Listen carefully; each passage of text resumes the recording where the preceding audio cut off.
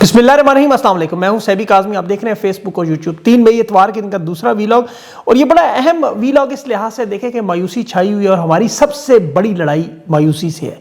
दुनिया की बड़ी बड़ी फौजें मायूसी से हारती हैं, इसलिए इस उम्मीद है कि आपको इंशाल्लाह इस वीलॉग में फ़र्क ज़रूर पड़ेगा। आपको थोड़ा वक्त निकाल के इसको सुनना और समझना होगा। मैं बहुत सी चीज़ें आज बताऊँगा। पहले अहम खबरें आपको बता दूँ जो अपडेट्स हैं। एक तो व्हाइट हाउस की जो चाल अमेरिका ने ईरान का जो अभी 30 दिन की मोहलत और 2 रास्ते जंग होगी या मुआहदा होगा, पाकिस्तानी इनकलाब और ईरानी सदर के जवाब और पैगामात आए हैं। इसराइल धड़ाधड़ असलहे की खरीदारी कर रहा है, फाइटर जेट खरीद रहा है। 119 अरब डॉलर के उन्होंने आज जहाज़ खरीद लिए हैं। बड़े हमले की पेशनगोइयाँ भी हैं। अमरीकी नाकाबंदी उड़ाने का ईरान का फैसला भी है, और अब 2 सुपर पावर्स का टकराव भी अपनाए हरमस में हो सकता है। ईरान से तेल लेने के लिए चीन जहाज़ों के साथ बहरी बेड़े और फौज भेजने का फैसला। 5 बड़ी चीनी कंपनियों ने ईरान का सारा तेल खरीदने का हुक्म भी है।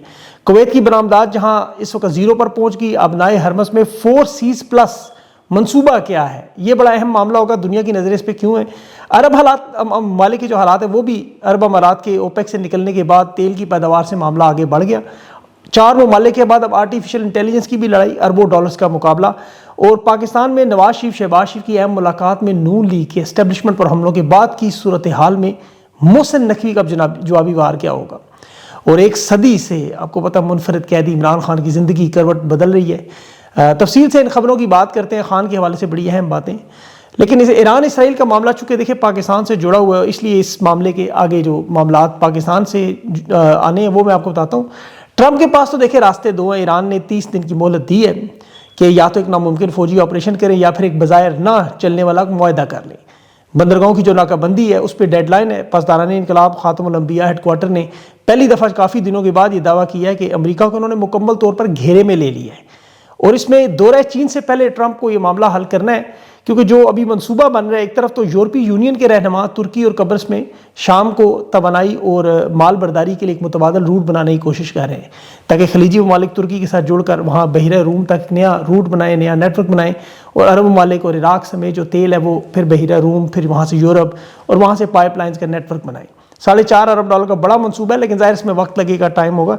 इंडिया ने G20 में भी ये मंसूबा, लेकिन असल में मामला सिर्फ वही है कि किसी तरह मुतबादल रास्ता निकालें। जो अब नाए हरमस बंद होने के बाद हालात इस नहज पर पहुंच चुके हैं। मैं आपको बताता हूँ, मुज़ाकरात तो बिल्कुल ऐसे ही हो रहे हैं जैसे छोटे बच्चे आपको पता है क्लास रूम में लड़ते नजर आते हैं।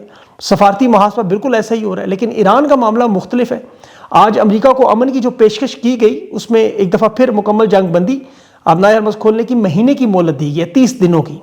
ये पाकिस्तान की तरफ से भेजी गई वाशिंगटन में जो सफारत खाना है उसकी, और तजवीज़ है कि चोरी प्रोग्राम को साइड पे रखें। और ये ऐसे मौके पर तजवीज़ आई है कि जहाँ इस वक्त दुनिया के जो माहिरीन है वो कह रहे हैं मई के आखिर में खाम तेल के ज़खायर नाजुक हद तक पहुँचेंगे। गर्मियों में जो शिद्दत इसकी इजाफा होगा ज़ाहिर है। और 14 नुकाती मनसूबे में अब नाए हरमस की पाबंदी, लेबनान की जंग और हरजाना अदा करना, पाबंदियाँ ख़त्म करना। लेकिन ये 30 दिन का ईरान ने बड़ा सोच समझ कर कैलकुलेटेड मूव किया है ताकि मुस्तकिल खात्मा हो। जौहरी प्रोग्राम पर वो बाद में बातचीत के लिए तैयार है। ट्रंप ने फिलहाल तो उसे देखे बगैर कह दिया कि मुश्किल है, शायद इसका नतीजा ना निकले, क्योंकि 100% जो नाकाबंदी ट्रंप ने अपनी तरफ से की हुई है वो ईरान उसे रोज़ाना ख़त्म कर रहा है। जहाज़ उनके निकल रहे हैं तेल के, और अब तो चीन की 5 कंपनियां सारा तेल खरीदने के लिए तैयार हैं। और चीन की बहरिया और फौज भी अब नाए हरमस में तेल की हिफाजत के लिए जाएगी, ज़ाहिर कंपनियाँ उनकी होंगी। पाकिस्तानी इनकलाब ने इसीलिए कहा है कि वो अमेरिका को घेरे में उन्होंने ले लिया है, और जो ही हमले का खदशा हुआ या उन पर हुआ उसके साथ ही ये इसराइल पर और अरब अमारात पर हमला करेंगे। 119 अरब के जो जहाज़ इसराइल ने खरीदे वो इसीलिए थे। अब जो खाम तेल के ज़खायर जो बुरी तरह कम होंगे हमला होने पे, जून में मुकम्मल ख़त्म होने का मामला है, जिसके बाद ज़ाहिर है पूरी दुनिया में एक जो सूरत हाल है वो आप समझते हैं। अब ये मामला देखें पाकिस्तान से क्यों जुड़ा हुआ है, क्योंकि इसमें सफारतकारी का मामला पाकिस्तान का। अब यहाँ पे जो 25 करोड़ अवाम है, देखें इन्हें तो बज़ाहिर यही लग रहा है ना कि डोनाल्ड ट्रंप फील्ड मार्शल और शहबाज शरीफ की हुकूमत का साथ दे रहा है। अमेरिका एक बहुत बड़ी ताकत है, दुनिया में हुकूमतें बनाते हैं, गिराते हैं। पाकिस्तान में भी खान की हुकूमत इन्होंने गिराई, और ये अगर हुकूमत का साथ दे रहे हैं और फिर मुज़ाकरात में फील्ड मार्शल और शहबाज शरीफ का किरदार बन गया है, तो शायद क्या दुनिया ने अखलाकी तौर पर तस्लीम कर लिया है। अदालतें तो मुकम्मल तौर पर कॉम्प्रोमाइज़ हैं, इंसाफ मिलने की तो कोई सूरत नहीं। क़यादत के हालात आप जानते हैं, बड़ी अच्छी तरह जानते हैं। फिर 4 साल में जो इस कौम को जो एक लंबी जंग में ज़हनी तौर पर, जिस्मानी तौर पर थका दिया है, इमरान खान की रिहाई कैसे होगी? کہ جہاں ملاقاتیں بند ہیں، رسائی نہیں ہو رہی، پیغامات نہیں ہو رہے، عمران خان کا علاج نہیں ہو رہا، وقت گزرتا جا رہا ہے، تو یہ پریشانی اور تشویش بالکل جائز ہے، بالکل جائز ہے. یہ تمام باتیں اپنی جگہ بالکل درست بھی ہیں. تو پھر کیا یہ مایوس ہونے کا وقت ہے؟ ہمیں مایوس ہو جانا چاہیے؟ ہمارے پاس راستے کیا ہے؟ کیا کرنا چاہیے؟ دیکھیں، مایوسی سب سے بڑا ہتھیار ہوتا ہے، یاد رکھیں. پہلے میں آپ کو 3 اہم نکات بتا دیتا ہوں جو کہیں بھی اس طرح کے حالات میں تبدیلی کا سبب بنتے ہیں. سخت حالات میں جہاں پہ معاملات تبدیل نہ ہو، وہاں پہ فیصلہ کن کردار ادا ہوتا ہے ہمیشہ معیشت سے. جو خراب ہوتی ہے دباؤ بڑھتا ہے، تباہ ہوتا ہے، تباہ ہوتی ہے تو پھر مہنگائی، بے روزگاری ہر چیز سے جڑی ہوتی ہے. پھر بین الاقوامی حالات اس میں دوسرا ایلیمنٹ ہے. یہ ترجیحات بڑی طاقتوں کی وہ بدلتی ہیں، جنگ کی وجہ سے، توانائی کے معاملات کی وجہ سے، خطے کی سیاست کی وجہ سے، یہ بدلتی ہے ہمیشہ. یہ سپورٹ کبھی ایک جیسی نہیں رہتی، اس کی پوری ایک تاریخ ہے. اتنا وقت نہیں، لیکن صدام حسین، قذافی، شاہ فیصل، یہ مغرب کی آنکھ کے تارا تھے. ترجیحات بدلی، سیاست بدلی، دیکھنے انہی کا شکار ہوئے. پاکستان میں بھی ایسا ہو چکا ہے. اب تیسرا یہ کہ عوام کا مزاج، چونکہ لوگ تھک جاتے ہیں، آپ کو پتہ ہے، اس میں کوئی شک نہیں، اس دوران وہ خاموش ہو جاتے ہیں، جو کہ پریشر کوکر کی طرح ایک خاموشی ہوتی ہے. آپ بظاہر ٹھنڈے نظر آ رہے ہیں، زخمی نظر آتے ہیں، کمزور نظر آتے ہیں، بعض اوقات مایوس بھی ہوتے ہیں، لیکن تحریکوں کو یہ اچانک سپورٹ پھر ملتی ہے. یہ حالات بدلتے ہیں، مزاج بدلتے ہیں، پھر جو راستے نکلتے ہیں وہ یا تو پھر مذاکرات کی طرف، جس میں عدالتیں کام کھلتی ہیں، عوامی انقلاب کا راستہ بنتا ہے. اور پھر اب حقیقت پسندی دیکھی جائے تو اس میں بلا شبہ اس وقت کو غیر حقیقی امید نہیں رکھنی چاہیے، لیکن مایوس نہیں ہونا چاہیے کسی صورت میں. نتیجے کی دیکھیں توقع ضرور ہونی چاہیے، اور اس میں سب سے اہم نقطہ کہ ہم مسلمان ہیں، ہمارا ایمان ہے اس چیز پہ. اب اس میں آپ یہ سوچیں کیا عمران خان کے نظریے میں تبدیلی آئی؟ کیا عمران خان ان حالات میں ٹوٹ چکے ہیں؟ کیونکہ مرکز نگاہ، محور گفتگو تو عمران خان ہے. ان کے علاوہ تو باقی سب لوگ آپ کہہ لیں وہ ABCD تسلیم کر چکے ہیں، مان چکے، وہ تو پہلے دن سے کر چکے تھے. تحریک انصاف کی کیا تھا تو 9 مئی کے بعد ہی آپ کو پتہ ہے سرنڈر کر چکی تھی، ہاتھ اٹھا لیے تھے. جو رہ گئے وہ بھی کر لیتے تو اچھا تھا. یہ اب سلطان رائی والے ڈائلاگ اور اس طرح کے بڑے بڑے معاملات نہ ہوتے ہیں، اندر سے کاٹنے والی وارداتیں. لیکن جیسے میں نے کہا، مرکز گفتگو، نگاہ گفتگو عمران خان ہے، فیصلہ عمران خان کا جو سب سے اہم ہے. اور یہ اس وقت دیکھیں جب آپ کو ایسا لگے نا کہ تمام دروازے بند ہو، تو تاریخ ہمیں کیا سکھاتی ہے کہ دروازے کیسے کھلتے اور ٹوٹتے ہیں، کن حالات میں. اب مستقبل کا تو دیکھیں اللہ کو پتہ ہے، یہ تو اللہ ہی جانتا ہے، لیکن تاریخ جو ہمارے سامنے گزرے ہم اسی کو دیکھتے ہیں. وہ اسلامی تاریخ ہے ہمارے سامنے. یوسف علیہ السلام کو واقعہ ہے، بے قصور جیل میں تھے، کوئی راستہ بھی نہیں تھا نکلنے کا، سالوں قید بھی رہے، پھر نکلے، مصر کے خزانے کے مالک بنے ایک خواب سے. رسول اکرم صلی اللہ علیہ وسلم کی زندگی دیکھیں، مکہ میں مخالفت دیکھیں، طائف میں پتھر کھاتے دیکھیں، قتل کی ان کی سازش دیکھیں، ہجرت کے بعد سب کچھ چھوڑ کے جانا دیکھیں، مدینہ میں دیکھیں، پھر طاقت بنی. وہ سارے دروازے جو بند نظر آ رہے تھے پھر وہیں سے کھلے. آج کی دنیا میں بھی آپ اسی طرح نیلسن منڈیلا کو دیکھیں، 27 سال جیل میں رکھا، ساری دنیا کہہ رہی تھی شاید یہ باہر نہیں آئے گا، کیونکہ بڑی مضبوط حکومت تھی، مذاکرات بھی ہوئے، اور وہ پھر صدر بھی بنا. آزادی کی تحریک فی الحال انہوں نے دبا دی تھی. اسی طرح تحریک آزادی جو بر صغیر میں نہرو گاندھی کے ساتھ بھی ہوا، ہندوستان بھی آزاد ہوا، انگریز بھی چھوڑ گئے. طیب رجب اردگان بھی ہمارے سامنے ہے سیاسی تاریخ میں، 23 سال سے وزیر اعظم بھی رہا، صدر بھی رہا. بلکہ یہ زرداری آپ کے سامنے 11 سال جیسی بھی جیل تھی، آج صدر پاکستان ہے. نواز شریف 3 دفعہ جیل ڈیل کر کے بھاگا، خاندان کو اقتدار میں لے آیا. تو یہ وقت کب پہ ہم نے بدلتے اپنی آنکھوں کے سامنے دیکھا ہے. ان میں کوئی بھی ایسی چیز نہیں ہے جو آپ نے نہ دیکھی ہو، آپ کو پتہ نہ ہو. سلطان صلاح الدین ایوبی کا نام آپ نے سنا ہو. یہ کسی بادشاہ کا بیٹا نہیں تھا، اقتدار میں ایک چچا کے ساتھ اپنے آیا تھا، ایک جرنیل چچا تھا اس کا فوج میں. بس بیت المقدس کو آزاد کرانا جو کہ ناممکن تھا، جیسے 1992 کا ورلڈ کپ تھا یا پاکستان میں کینسر اسپتال. اس وقت دیکھیں مصر بھی الگ تھا، شام بھی الگ تھا، حکمران بھی لڑ رہے تھے. صلیبی اس وقت بیت المقدس میں آج اسرائیل کی طرح قبضے میں تھے. مسلمانوں کے اندر کوئی اتحاد نہیں تھا، کمزور حکومتیں، لڑائی جھگڑا. سلطان صلاح الدین ایوبی جب اس کے چچا فوت ہوا، مصر کا وزیر بنا، تو اس نے آہستہ آہستہ پھر فاطمی خلافت کو ختم کیا، پھر مصر میں عباسی خلافت کے ساتھ جڑا. اور اس کا سب سے بڑا کام یہی تھا، مصر اور شام کو اکٹھا کیا، چھوٹے بڑے تمام حکمران جوڑے، لڑائیاں ختم کروائیں، مقصد دیا، فوج کو دوبارہ آرگنائز کیا، ٹریننگ دی، ہتھیار اکٹھے کیے. اور اس میں پھر کئی سال اسے تیاری میں لگے. اس کے بعد بھی یہ موسم کا انتظار کرتا رہا، گرمی کا موسم آئے. جو ہی گرمیاں آئیں، جنگ حتین، بہت بڑی جنگ وہاں فلسطین کے مقام پر ہوئی. سلطان ایوبی ایک طرف مسلمان افواج اور دوسری طرف یروشلم کی صلیبی افواج. اب گرمی کا موسم تھا، ان کے پانی کے ذخائر کی ایکسس تک روکا، انہیں سوکھی گھاس کو آگ لگائی، حکمت عملی تھی، حملہ کیا، جنگ جیت گیا. یروشلم جو بادشاہ تھا گائے اور رینالڈ، وہ گرفتار ہوئے. 88 سال بعد بیت المقدس صلیبی قبضے سے آزاد ہو. تاریخ کا دھارا بدلا، بہت بڑی جد و جہد تھی. لیکن اس دوران جو لوگ تھے وہ بہت سارے مایوس تھے، لیکن ایسا ہوا. اب آپ دیکھیں، جو یہ تو میں نے آپ کو تاریخ بتائی، اب میں آپ کو آج کے حالات بتا رہا ہوں، آج کے جو موجودہ طاقتور لوگوں کے حالات. برطانوی اخبار ٹیلی گراف نے بھی ایک آرٹیکل لکھا ہے پاکستان کے ڈبل ڈیلنگ پلاٹ پر.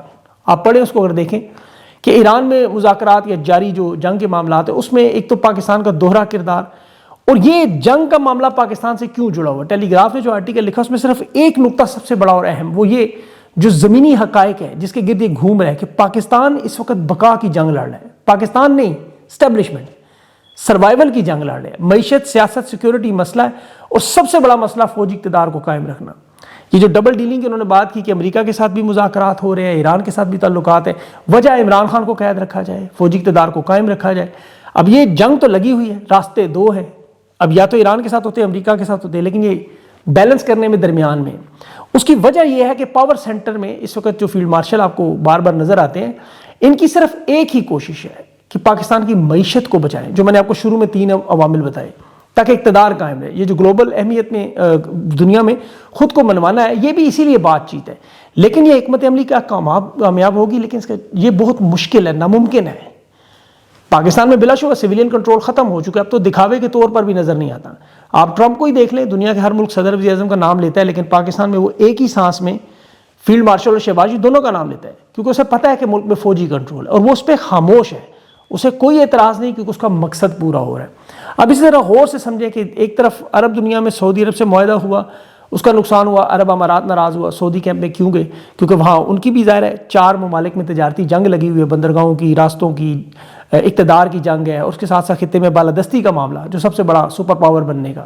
عرب دنیا بھی تقسیم نظر آتی ہے، آدھے اس طرف ہے، آدھے اس طرف ہے۔ اب پاکستان بھی اس تقسیم میں شامل ہے، سعودی عرب کے ساتھ کھڑا ہوگا، کیمپ میں چلے گئے، عرب امارات سے معاہدہ ختم ہوا، وہ پیسے نکلوا کے جا چکے۔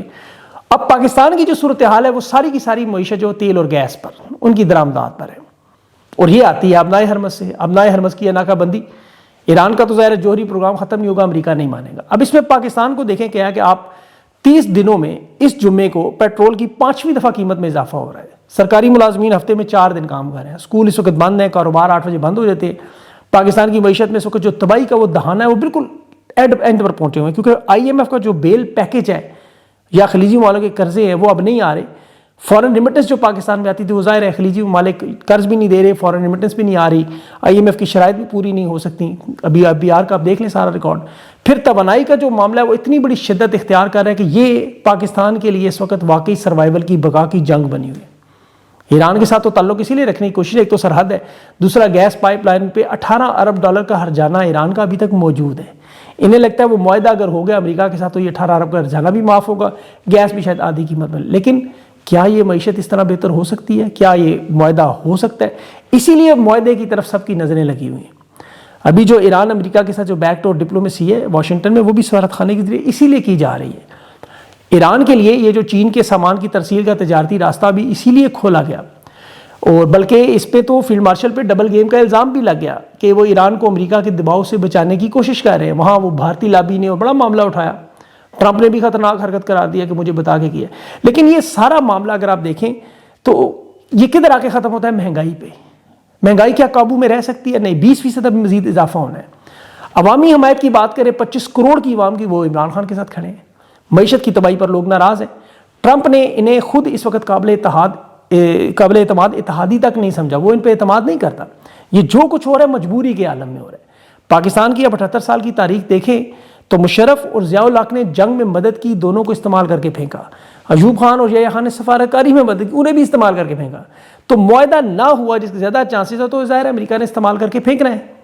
اب ان حالات میں پاکستان میں جہاں پیٹرول کی وجہ سے مہنگائی کا طوفان، عوام پریشان، معیشت تباہ، تو لوگوں نے کدھر آنا ہے؟ سڑکوں پر، جہاں آتا ہے سیاسی عدم استحکام۔ اب وہ نہیں آ رہے بلا شبہ اس میں آپ کے سامنے، کیونکہ وہ نظریں ساری ایران اس جنگ پہ لگی ہوئی ہیں کہ جنگ کا معاہدہ ہوتا ہے نہیں۔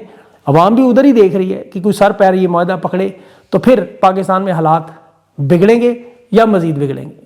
ٹھیک ہونے کی بات میں نہیں کہہ رہا، میں اسی لیے کہہ رہا ہوں بقا کا مسئلہ ہے، کیونکہ اس وقت اس کا ثبوت دیکھیں، دنیا کے خطے میں صرف 2 ہی ممالک ہیں جہاں پہ حکومتیں بنانا، کنٹرول کرنا عمران خان کی طرح سنبھالنا اسے جیسے ناممکن ہے، ایسے ہی ہے ایران اور افغانستان۔ دونوں کی ہزاروں سال کی پرانی تہذیب ہے، جغرافیہ ہے، اسٹریٹجک پوزیشن ہے، نظریہ ہے، یہ غلام نہیں رہ سکتے، ان پر کنٹرول نہیں ہو سکتا۔ سکندر اعظم، عرب خلافتیں، منگول، چنگیز خان، روس، برطانیہ، امریکہ، یہ سب کوشش کر چکے، ان پر تاریخ میں بڑے بڑے حملے ہوئے، قبضہ ہوا، لیکن جغرافیہ ایسا ہے، پہاڑی علاقے ہیں، گوریلا وار کہہ لیں، آپ کو قبائلی سسٹم کہہ لیں، پیچیدہ سرحدیں کہہ لیں، اسٹرانگ مائنڈڈ لوگ کہہ لیں، 4 نسلوں کا جنگوں میں پیدا ہونا کہہ لیں، جو انقلاب میں بھی ایران میں ہوتا ہے، تو انہیں کنٹرول نہیں کیا جا سکتا. اسی لیے امریکہ جو وینزویلا سمجھ کر آیا تھا وہ ایران کو کبھی بھی کنٹرول نہیں کر سکتا. یہ بات آپ ذہن میں رکھیں. یہاں جو کام عرب دنیا میں وہ بڑے آرام سے کرتے رہے. دیکھیں عرب دنیا کو جس طرح انہوں نے تقسیم کیا، یہ جو عرب امارات آپ کو نظر آتا ہے جو اس وقت نیتن یاہو کے ساتھ جڑا ہوا ہے، جہاں اسرائیل کی فوج آئرن ڈوم لگا رہی ہے، اسرائیل کی فوج موجود ہے، تو عرب امارات کو تو بنایا ہی سعودی عرب کے خلاف کھڑا کرنے کے لیے. یہ تو 7 نیم خود مختار ریاستوں پر 1968 میں بنا. برطانیہ یہاں سے نکلا اور پھر اپنے سارے انتظام کر گیا کہ آنے والے سربراہ سلطنت برطانیہ کے اتحادی رہے. جس طرح پاکستان میں 1947 میں یہ ہوا، اور آج تک جو آل شریف آپ کو نظر آ رہے ہیں جن کا برطانیہ میں سارا ایجنڈا ہے. ابھی ساری ایکویشن میں آپ دیکھیں غور سے، کبھی تو عمران خان کیوں فٹ نہیں ہوتا کہ ایپسٹین فائلوں میں آپ نے خود پڑھا ہوا ہے. یہ میں کوئی نئی بات نہیں بتا رہا کہ امریکہ اور اسرائیل کے مفادات میں عمران خان خملائی، پیوٹن اور شی جی پنگ اور اردگان سے زیادہ خطرناک قرار دیا گیا. پھر عمران خان کی اقوام متحدہ کی تقریر تھی جس کے بعد انہیں اندازہ ہو گیا تھا کہ عمران خان کو ہٹانا لازمی ہے. بلکہ جب بھارت کا حملہ ہوا تھا تو یہ فیصلہ اسی وقت جنرل باجوہ نے کر لیا تھا کہ یہ تو بات نہیں مانتا. پھر امریکہ کی مرضی کے خلاف جا کے جو روس سے تجارت کی، امریکی میڈیا پہ انہیں خود ایبسولوٹلی ناٹ کہا. پھر عوام دوستی، یاد رکھیں یہ بہت بڑی دشمنی ہے. عوام دوستی امریکہ اسرائیل پسند نہیں کرتے. لنگر خانے، مفت کارڈ، صحت کارڈ، دہشت گردی ختم کرنا، افغانستان سے تعلقات. تو عمران خان کی تو بہت بڑی ایک لسٹ ہے، چارج شیٹ ان کے لیے. عمران خان کو تو انہوں نے 3 سے 4 دفعہ تو زیادہ کوشش کی ہے قتل کرنے کی، آپ کو پتہ ہے. تو ابھی بھی یہ جو آنکھ نکال کے انہوں نے دبانے کی اور یہ جھکانے کی اور یہ ساری کوششیں بالکل ایران کی طرح ہے.